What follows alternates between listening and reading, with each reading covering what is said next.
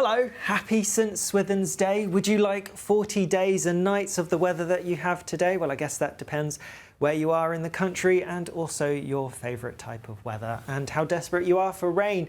I'm Alex Burkill, meteorologist, presenter here at the Met Office. Thank you for joining me for this week's deep dive. As always, I'm coming to you from our headquarters here in Exeter. And as always, make sure you hit the like button, leave some comments, make sure you share it, and also make sure you're subscribing. Are you watching this on YouTube or are you watching this on Spotify perhaps? Did you know we're on Spotify? You can get a lot of our great content on Spotify as well as across YouTube and our other various social media platforms. So do make sure you check us out there. But let's get on. Lots to talk about as always. I want to talk about the weather as we go through the next few days and a little bit beyond. I want to look back at the heat that we had over the weekend, and I also want to look at the state of the UK climate. That report for 2024 was published earlier this week, and so I'm going to be looking at some of the key points that were brought out in that. I'm going to be joined by the lead author of that as well, so he'll be coming along later. But let's get going, and yes, it is St Swithin's Day. The folklore, as you may be aware, says whatever the weather be, we will have 40 days and nights of that same weather. Fortunately, probably fortunately, maybe unfortunately, depending where you are, but there's no evidence to back that up, that it's actually going to happen or has ever happened in the past. But nonetheless, it's an interesting law that we like to talk about all the time, well, at least this time every year. But it's a wet picture across many parts of the UK today, much wetter than it has been recently. The wet weather's come in from the west. It pushed across parts of Northern Ireland overnight, and then it's fed into parts of Wales, northwest England, southwest Scotland as well. If I just run that through a little bit further, go through the next few hours. At the time of recording, some parts of Dumfries, Galloway area of Scotland, the borders area, even into parts of northwest England, have already seen 50, 60 millimetres in some places. So it has been very wet indeed. And behind the more persistent rain, we have these intense thundery downpours that are developing. These are affecting parts of Northern Ireland. So we are seeing some impacts from the rain, and there are some strong winds around as well. And there's a fresher feel to things. I've just kicked the screen, so apologies. There is a fresher feel to things compared to what we've seen of late. Temperatures much lower than they were over the weekend. It's a real change to the feel compared to kind of what we became used to for the last little while so far. But what happens thereafter? Let's look at the bigger picture. I'm going to get rid of the jet stream, put rain on instead. I'll move the UK over there just so you can see it. I get less in the way if I have it here. And well, if I run it through, the system that's bringing the unsettled weather through today, that clears away towards the east as we go through this evening and overnight. And then we do have a bit of a ridge of high pressure. I'll let it run a little bit longer before I pause it. And so actually much of the country has a largely dry day tomorrow. A few showery bursts over parts of Scotland, maybe down the eastern side of England as well. Let's zoom in a little bit more. A few showery bursts, but actually it's in the southwest where we're going to have the wettest weather. It's looking pretty damp here as a front tries to make its way in. Exact position of this front, a little bit uncertain still, but I think it will affect much Cornwall into parts of Devon, maybe Somerset, Dorset, and perhaps fringing into the south of Wales. And so a cloudier, bit wetter picture here. Elsewhere, well, temperatures picking up a little bit. We're looking at highs mid to possibly high 20s tomorrow, 26, 27, 28 isn't out of the question because there will be a decent amount of sunshine on offer. Then the next system is going to start to make its way in. So more wet weather then pushes its way in from the west as we go through into Thursday. So some pretty heavy rain. There's the risk of some intense thundery downpours as that system makes its way across, particularly across parts of Northern Ireland. Further east, southeast though, it's likely to stay largely dry. And I wanted to show you the rainfall totals for this coming Thursday. So here I have the forecast 24-hour precipitation rainfall amounts for Thursday. And these are all Met Office models, but we have the most recent model on the left-hand side. In the middle, it's the one before that, and even further back on the right. And what they show is there has been some changing in exactly how far across the UK that rain that's pushing in from the west is going to get. If we look at the first model run that I have, so on the right-hand side here, you can see that wet weather was spreading across much of the country. Now, if you caught my week ahead forecast that went out yesterday, I tried to explain this, but I didn't have the time or the charts to back up what I was showing. The Met Office model at the time was too progressive. We could see that. We could look at the other models from ECMWF, from other Met services around the world, and they were much slower at bringing the rain across the country. So we kind of discounted this even at the time. Not that helpful when it was the only model that I could use in my graphics. But as time's gone on, the Met Office model has come more in line with what we were thinking based on everything that we had at our disposal. And so it now paints quite a different picture for rainfall amounts this coming Thursday compared to what it did just a little while ago. So instead of it being a rather wet story across much of the country, it really looks like the rain's going to be confined just to the far west, northwest of the UK. Heaviest rainfall totals look likely to be across parts of Northern Ireland. Like I said, there could be some thunder mixed in with them. Lots of places seeing 10 to 20 millimetres, perhaps in excess of 50 millimetres in some places, enough to cause a little bit of disruption. And some heavy rain across parts of Scotland in particular, but actually across the east, the southeast of the UK, even the far south, southern counties, not seeing much, if any, rain likely here. Then what happens? Well, let's go back to our bigger picture, and again, I'll get rid of the rain. Let's dart ahead through Thursday, and so that eventually that front does try to make its way across the country, but even still, as we go through Friday, it's not likely to bring much, if any, rain to far southeastern parts. So it spreads its way eastwards across northern England, much of Scotland, and some parts of the Midlands as well, but some parts towards the southeast staying largely dry through the rest of this week. And then some wetter weather comes up from the south. There's the risk of some pretty intense downpours because of this, some heavy thundery rain maybe. Let's zoom in again. And that's going to make its way northwards as we go through into the weekend, and then we're likely to have low pressure somewhere around the southwest of the UK as we go through Saturday. EC wants to have the low a little bit further west, but nonetheless it brings the idea of some unsettled weather coming up from the south, and it does look like it could be pretty wet as we go through this coming weekend. More unsettled weather as we go through Saturday, and also particularly also through Sundays, also looking fairly wet. Now, this is the global model. It's not particularly high res, so it's not giving the finer details that we would get at a shorter lead time. So there will be some drier spells interspersed amongst this pretty wet day, but it's definitely going to be quite a different feel to things this coming weekend compared to the last weekend. Rainfall-wise, it's still potentially going to be pretty warm or even hot. Temperatures are rising again this week. Like I said, on Wednesday, we're looking at highs of 26, 27, maybe even a little bit higher than that. And as we go through the week, there's the potential that we could get back into the low 30s across some places. Obviously, then when the unsettled weather comes under the rain, it's not going to feel all that hot. But yeah, it is still going to be very warm, and there'll be some high humidity, and it's all of this that brings the potential for some heavier rain and also the risk of some thunder mixed in too. Now, I've already, one more thing that I wanted to show you. Looking even further ahead, what are the signs? And here's our probabilistic pressure trend. And if you're a regular deep dive, 10-day trend, 14-day outlook viewer, then you'll have no doubt seen this many times. Remember, the blues indicate lower pressure, reds indicate higher pressure, not many of those. As we look ahead, more recent model runs at the top, older model runs near the bottom, and we're looking through the next 2 weeks. So you can see through Wednesday, a largely dry day for many places, so a kind of pinky, almost red colour, higher pressure, the general gist. Then a bit of a transition period through the end of the week, some places seeing some wet weather, some places staying largely dry. Then by the weekend, fairly good agreement that it is going to be unsettled with low pressure firmly in control. Thereafter, and there aren't any really strong colours, a little bit of green, which shows kind of a neutral pattern. And that goes with the idea that, yes, next week likely to get off to a fairly unsettled start. And then we're going to see sort of a changeable setup. And so it's not going to be the blocking patterns that we've had recently. It's not going to be prolonged periods of one type of weather. What we're likely to see is a weather system coming through, so a spell of rain, perhaps even some strong winds, and then something maybe drier in between before then the next weather system comes through. If we look at our zonal trends, this is whether our air is coming or weather's coming from the west or from the east.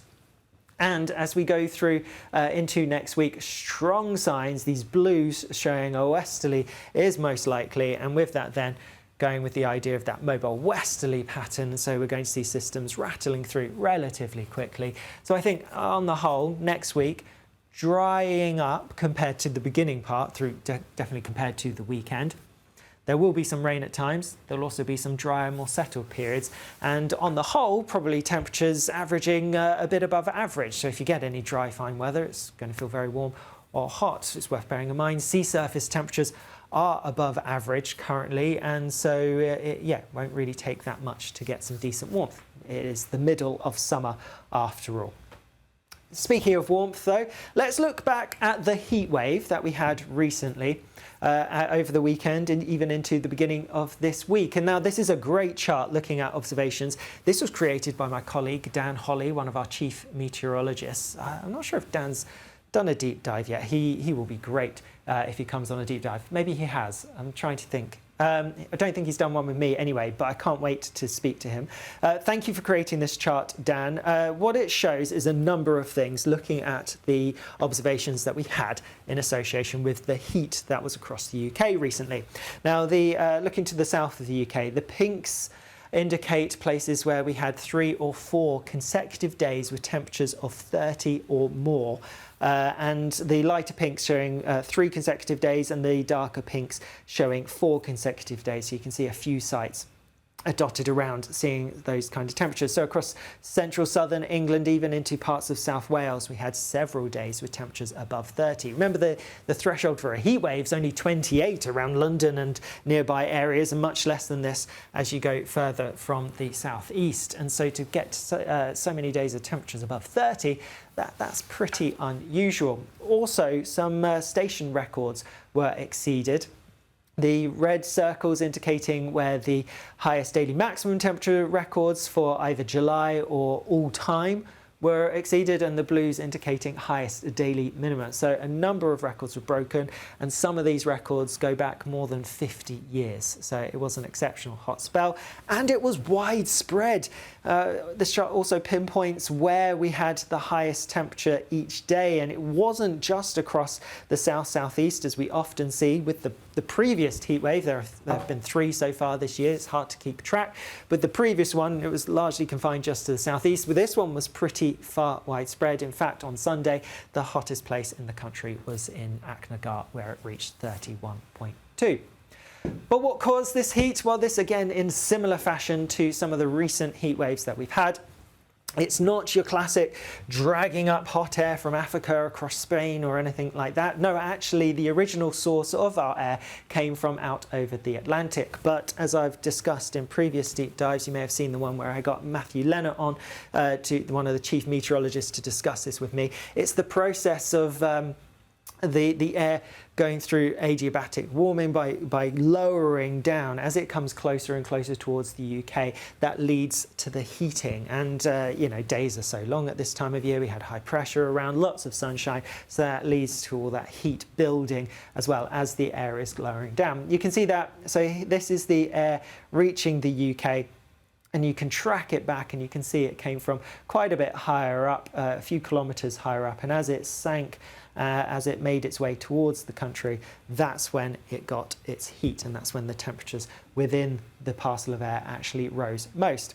You can see the track that the air took because we had this Azores ridge that built up from the south, and so you can see the air travelled over the north of the ridge, and then as the ridge pushed away towards Scandinavia, towards the northeast, the air then wrapped around and then started to push back northwards, coming up from the south a little bit more. And actually an interesting thing about that, by the time that we got to Saturday, Sunday, because of the flow, the winds, actually, if you look at Cairngorm summit, which is around 4,000 feet up above sea level, it was actually hotter over the weekend on Saturday on Cairngorm Summit than it was in many places in like Kent, for example, including Faversham. Now, Faversham currently holds the record for the highest temperature recorded so far this year, 35.8, I want to say, 35.8 on the 1st of July. And so, yeah, pretty remarkable that the top of Cairngorm was hotter than it was in parts of Kent. And that's all due to where the air's coming from. There was an onshore flow that led to that as well. Right, I think that's enough about the heat wave that's happened recently. One more thing that I wanted to cover you before we get onto the state of the UK climate is about rainfall amounts that we've seen. There's been a lot of talk in the news recently because of droughts, hosepipe bans, because it has been so dry. Now, I wanted to start off by showing you the June rainfall stats. Now, we've already covered these, so I won't go into too much detail. But if you look at the UK as a whole for June, then actually it had around average rainfall. But that doesn't tell quite the whole story, because England as a whole had a fair chunk less rainfall than average. And particularly across central and eastern parts of England, where rainfall was close to around 50–60% compared to average for some places. Now, further west, it was much wetter. Western parts of Scotland, the northwest of England actually had much heavier rain or higher rainfall totals through this June than average. But it's just worth bearing this in mind that yes, the country as a whole, the UK as a whole, June was average rainfall amount, but it did come off the back of a very dry spring. It was a very warm, sunny spring, but also very dry. I think it was the 6th driest spring on record. And so the fact that whilst it was average for the UK as a whole, that wouldn't have alleviated the ongoing issues because of the exceptionally dry spring. And also for some parts of the country, June was actually very dry indeed. And how's it looking so far this July? Well, you may have seen graphs like this before. This is looking at the rainfall so far this July for the UK as a whole and comparing it to previous records. So this compares, this is like the highest, also the wettest on record towards along this orange line. The black line is your average. And then whether it's blue or orange around this line shows whether it's been wetter or drier than average. So we started off the month around or a little bit wetter than average, but in the last week or so, because it's been so dry for the last week or so really, it's become drier than average. And so then that's added to the ongoing issues which lots of regions, lots of counties are facing because of how little rain we saw through spring, and for some places through June as well. Now, obviously, the wet weather that's coming through at the moment, and we're going to see more wet weather to come through this week, that will help alleviate the issues to some extent, but a lot of that wet weather is not really affecting eastern parts, particularly towards the southeast, and it's definitely not going to be a huge amount until at least the weekend. And so the weekend may bring quite a bit of rain across southern parts, and so that could change things quite markedly. The other thing when it comes to rainfall amounts is if we look at the UK as a whole for the year as a whole, and that takes in basically how we've ended up in this position with things so dry in many places. And you can see really, apart from the very beginning of January, when you look at the year as a whole, up to this stage, it has been well below average rainfall wise. In fact, I think we're just below the 5th centile currently for rainfall, and so it is exceptionally dry. So it's not a huge surprise that some places are struggling with the small amount of rain that we've seen. So we've had a lot of dry weather this year. We've also had some exceptional heat that I've already touched on, a few heat waves so far this summer. Now, extreme heat, extreme rainfall is something that's covered in the State of the UK Climate Report for 2024, which was published earlier this week. And to talk about it a bit more, I'm joined by the lead author, Mike Kendon, climate scientist here at the Met Office. Thank you, Mike, for joining me.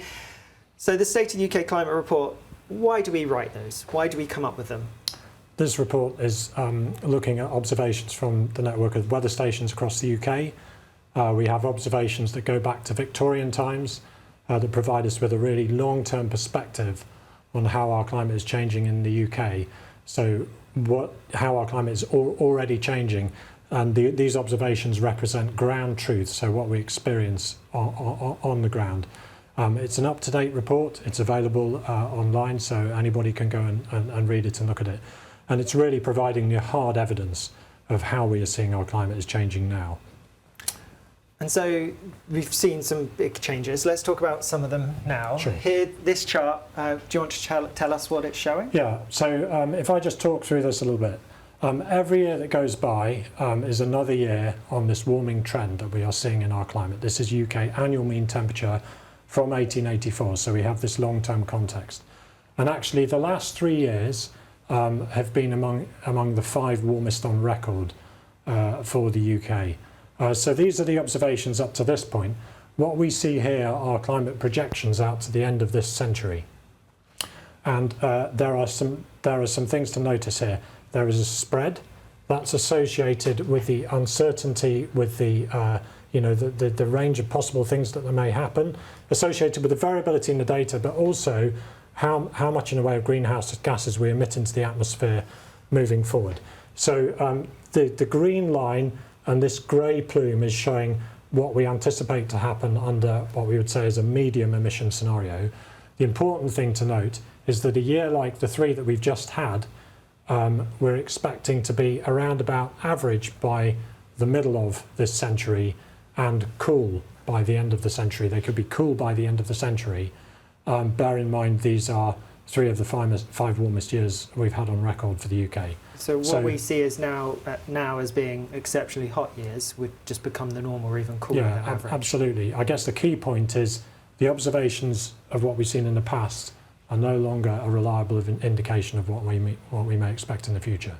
Now there is a warming trend, you can see it, but the trend seems to be accelerating in the projections. Yeah, I mean, there's quite a lot of spread with these. These are different scenarios.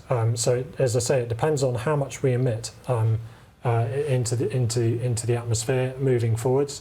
Obviously, an important message about climate change is that it is happening, and there are 2 parts to it. There's the mitigating, so try to reduce emissions, and there's adapting to climate change, which is inevitable. But if we think about mitigating, what we're seeing if we mitigate is every fraction of a degree of global warming that we can avoid by reducing emissions means that we're less likely to be on one of these higher end scenarios where we could potentially be right at the top here and we may be further down here. So we're still going to see substantial increases, but they may not be as severe as what we would otherwise see if we carried on with what's been described in the past as business as usual. I understand. So if we make changes, then it could really help what happens going forward. Now, looking back at what we've seen currently, what does this chart show? Okay, so this is quite a complicated chart. We like complicated on the deep dives, don't worry. Right, okay. Well, I'll try and explain it simply. As our climate warms, as I say, we're warming at about 1/4 of a degree per decade. Yeah. That has the greatest implication on extremes, temperature extremes. So in particular, the frequency and intensity of temperature extremes which we've seen recently. We have seen them. Obviously we've seen them. We've just come out the back of a very hot spell for the UK. So 30 degrees, temperatures in the low 30s are not really unusual for the UK necessarily, but what is unusual is the frequency with which we're seeing these now. Remember, it's only a couple of years ago that we had 40 degrees in the UK for the first time. So temperature extremes, breaking temperature records is increasingly becoming a norm. It's something we expect as a norm as our climate warms. So what we're showing on this chart is we're looking at 4 different periods. These 2 are in the 20th century. This is towards the end of the 20th century into the 21st, and this is the most recent decade. And what we are doing is we are looking at the number of days a year, on average, where we see temperatures above the 1961-1990 average. Just straight above average, but this is like 5 degrees above that average. This is 10 degrees above that average. What you really want to concentrate is the height of these bars and how the relative height of these bars changes. So if you look at the height of these bars, you say that if we look at 1961-1990, roughly half the year, around about 176 days are above average temperature. That's gone up to 223 for the period 1991-2020, and then it's gone up to 242. So we do see a substantial increase there. But if we look at how many days we're seeing temperatures that are at least 5 degrees above average. There's fewer days overall. These numbers drop as you go to the right, but the relative proportional increase is much greater. So the number of days has actually doubled in frequency compared to what it was here. And if we look at 8 degrees above average, the number of days has trebled, is getting on trebled.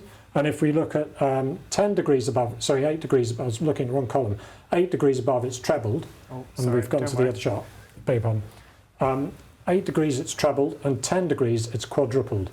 So if we're seeing 4 times as many days where temperatures are reaching a temperature of 10 degrees above average than we're used to, that has real implications. Remember, it's the extremes of temperature that cause the greatest impacts. If we think about impacts on infrastructure, how our rail network works, what it's like travelling around in our cities on the underground, for example. Think about public health, so particularly for elderly and vulnerable people who struggle in hot weather, and also impacts on the environment too. So if we are seeing these substantial changes in these extremes, that's a real concern. So we're seeing the extreme days more common, and they're becoming more extreme when we get them as well. Yes, that's right, yes. Right, we've already teased at this chart. So this is broadly looking at the same thing, but in effect for the coldest winter nights. To try. And we're saying we're losing those. We're losing those. See how these are really, really dropping off. So why is this important? Well, we might think it's quite good not to have as much severe winter weather as in the past, and that's maybe good. But we also need to think about things coming into the UK that we might not want. So disease vectors, for example, plant pests, diseases that affect our crops, things for agriculture and so on. Which cold weather frost would kill off. Yeah, because the current which the cold weather would kill off. So if we're no longer getting these things, we may see more problems in that way. So when we see our climate is changing, this may present opportunities to do new things, in terms of agriculture, for example. But grapes are doing better. Yeah, now, but it may also mean that some things that are causing problems now in terms of pests and diseases will get worse. So there are real implications here as well. Now, with both these charts, we're comparing against the 1961 to 1990 average, but if we looked at the 1991 to 2020 average, it would paint a similar story. Yes, it would, just yes. the figures would be slightly different because the averages are different because those temperatures have gone up. The key thing is that the relative height of these bars changes as we go to the right, as we go more extreme. The actual numbers decrease. And so obviously extremes by their nature are more rare. So there's less of a sample size out here, so there is more uncertainty. So we do need to bear that in mind with these statistics. But nonetheless, there is a clear indication of some fairly dramatic changes in the frequency of these extremes of temperature that we're experiencing in the UK. Okay, right, let's move on to the next chart then.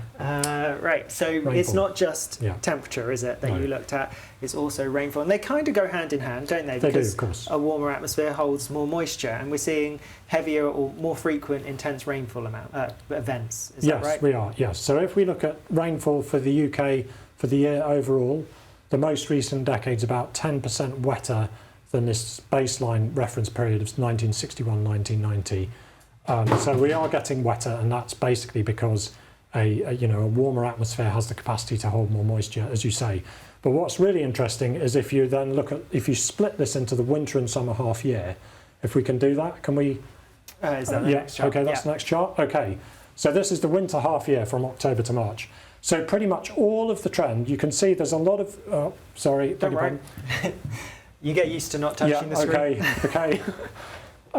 If we split this into the winter half year, there's a lot of variability. First thing to say is a lot of variability in our climate in terms of rainfall on a year-to-year basis. Some years are wet, some years are dry. But this line is showing you the trend where we're smoothing out that variability and looking at long-term trends in the data. And what you can see really is there's some decadal variability, but we have a pretty substantial rising trend towards the end of this series. So that the winter half year in the most recent decade is actually 16% wetter than 1961 to 1990. So that's a really substantial increase in the winter half year. If we look at the summer half year, which is hopefully the next one, is more flat. So basically the trend in rainfall for the UK is dominated by the winter half year. So in the winter, that tends to be, it's not always the case, but it tends to be when we get the more severe flood events for the UK. So our climate is getting wetter. When we get systems coming off the Atlantic, the air is warmer, they have a capacity to hold more moisture, they're putting down more rain, so we're seeing more flood events. There's a lot of variability too, but we are seeing that pattern. And that's pretty topical at the moment when we've had so much dry weather recently, because you could say that often it's during the summer months when we could do with a bit more rain at times, whereas in the winter, more rain's often not welcome by many people. And so to see that the rainfall amounts during the winter months are getting higher, then that's a good or a real cause for concern. Yes, absolutely. Yeah, for sure. I mean, there's a lot of variability in our climate. We've just come off the back of the warmest spring on record for the UK and the sunniest spring on record for the UK by a very wide margin. It was actually the 6th driest spring on record for the UK, and for parts of England the driest for over a century. But it's worth bearing in mind for the UK overall that does imply there are another 5 springs which were drier than the one we've seen. So dry springs are one characteristic feature of our climate that we should expect them from time to time. So there is this variability in our climate, and there are, some very wet winter half years in the past, but we are. Let me go back. Can we go back to the previous one? We can go back, but it's a long-winded way. Yeah, okay, sorry, yeah. So there are some wet, winter half years in the past, for example, or summer half years in the past. But what we are seeing is an increasing trend of rainfall in the most recent decades. And it's quite a jump, isn't it? Yeah. In just the last 50 years or so. Yeah, so... And then, okay, well this kind of links onto this. Yeah, sticking with rainfall. So this is showing us our county months rainfall. Wait, tell me what this shows. Yeah, so this is counting. This is a count column here.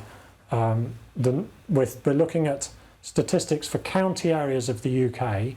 Each year, how many county areas of the UK have received 1.5 times the rainfall that they would normally expect? I mean, and in the next chart, it's twice the normal rainfall that they would expect. And what we're seeing is an increase here as well. So we're seeing an increased frequency of months which are a lot wetter than average. If we go to the next chart, so if we look here, these statistics are really kicking up. So how many months of the year are there across county areas of the UK where we see twice the normal rainfall that we would expect? And that's showing quite a substantial increase towards the end. And so it's the extremes, isn't it? Yeah, so it's extreme like monthly rainfall increasing. Like with the heat, we're seeing hotter weather more often, and when it happens, more extreme. Similar with rainfall, we're seeing more frequent, intense rainfall events, and when they happen, it's wetter. Yes, and people may remember, if we go back, we think about 2023 to 2024, it was actually the wettest winter half year on record for England and Wales in a very long-running climate series we have, goes back to 1767, so that's more than 250 years. And we had a whole run of named storms. People may remember Babette in the autumn that affected eastern Scotland in particular. There was a run of storms going right through the winter with some really quite severe flooding from major river catchments like the Severn and the Avon and so on. So the fact that this is increasing is a real concern. Last couple of charts then that you brought for us to discuss. So this one looks at our temperature records for each month for the UK. And why did you want to highlight this one? So I wanted to highlight this because this is showing for each of the 12 months of the year what is the all-time temperature record recorded for that month by any weather station in the UK. So we have observational data for the UK that goes back to Victorian times, the late 19th century, and there are 12 months of the year. So the all-time record for the UK is 40 degrees, which was set 2 years ago in July, 40.3 on the 19th of July, 2022. 3 years ago. You're in 2024 mode because you've been looking at the state of the climate. Yes, that happens quite a lot. But the thing I really wanted to note is that in bold, might be a little bit hard to see here, look how many of these months are in the last decade. Okay, January 2024, February 2019, July 2022, November 2015, December 2019. So 5 of the 12. 5 of the 12 months are in the last decade, and in fact 7 of the 12 months, because there's 2 more records here in 2011 and 2003, which are this century. So this is part of this pattern that we're seeing. As our climate warms, we are seeing more temperature extremes, and we should expect more of these in the future. This is not really a surprise. This is what we expect as our climate's going to continue to warm. And we were so close to beating the June record as well this year.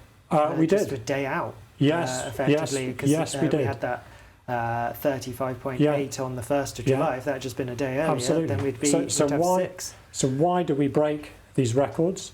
The reason is that it takes a particular set of synoptic situation, particular weather type, to have real extremes of temperature. And then, so if we get that, it's quite rare, but we get that additional climate change factor just tips it over the edge of to exceed what we've seen before. So we're going to continue to see this happening in the future. Yeah, so we'll still have the variability. There'll still be cold days, still be warm days within every season. But when it's warm, it could be, or hot, it will be even hotter than it would have otherwise been. And then it's not just rainfall, it's not just temperature that you've looked at. There are lots of other things that have been impacted by our changing climate, and one of them is sea levels around the UK. Yeah, annual mean sea level around the UK. This is a series, this is provided by co-authors from the National Oceanography Centre. This is an index from 1901 to date. What it shows is that annual mean sea level around the UK has risen by nearly 20 centimetres, 19.5 centimetres, since the start of the 20th century. What you'll note, we have this rise, but actually we have a substantial increase towards the end of the period. So sea level rise around the UK is accelerating. And obviously the sea level around the UK is rising because of 2 factors. As our oceans warm, we're getting marine heat waves around the UK as well. That's another thing we could talk about. But as the ocean warms, the sea expands due to thermal expansion. And the other factor is, of course, the melting of the Greenland and Antarctic ice sheets. So this is a long-term change that is going to continue into the future. And, the changes that we are seeing here, 20 centimetres since the start of the 19th century, are small compared to projections looking out to the end of this coming century and beyond, where we may be talking about changes of the order of metres, which is really concerning. If we think about key pieces of infrastructure that protect us from flooding, think about something like the Thames Barrier protecting central London. So key strategic decisions need to be made to determine what to do in the future about things like this. So in the report, we have this rising sea level, but we also look at storm surge events around the UK. So this is where we have a storm system coming in. It pushes up a bulge of water that interacts with the bathymetry, so the depth of the water and the shape of the UK coastline, to create a bulge in the water levels at the surface. If we have that combining with perhaps large waves as well, with very windy conditions, and then the timing with the spring neap tide cycle is critical. So if it's with a spring tide, if all the factors come together in a certain way, there is the real potential for a major storm surge event to hit the UK. And we have had events like this, really severe events in the UK in the past. So, for example, in January 1953, down the east coast of England is a good example. But what the rising sea levels, this series is telling us is that this problem is only going to get worse. This problem is going to get worse because the baseline is getting worse. And so when you have an event like Storm Kathleen, for example, in 2024, when you get that event and everything's together, all the ingredients are there for the high levels. Yes, absolutely. It's going to be, cause even more issues. So I suppose the critical thing is, why are we writing this report? It's to provide that hard evidence of what is happening now, because those making decisions, policy decisions about this, they need to make decisions based on the hard evidence of what we are seeing. This report, State of UK Climate, is about what is already happening, what has already happened in the UK, but obviously here we are looking at projections out to the end of the century and beyond as well.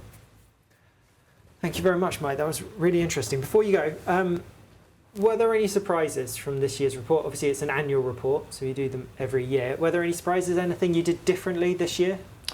Well, we've included some new analysis, in particular looking at the frequency and intensity of temperature extremes, and in fact the monthly rainfall extremes that we've not looked at before.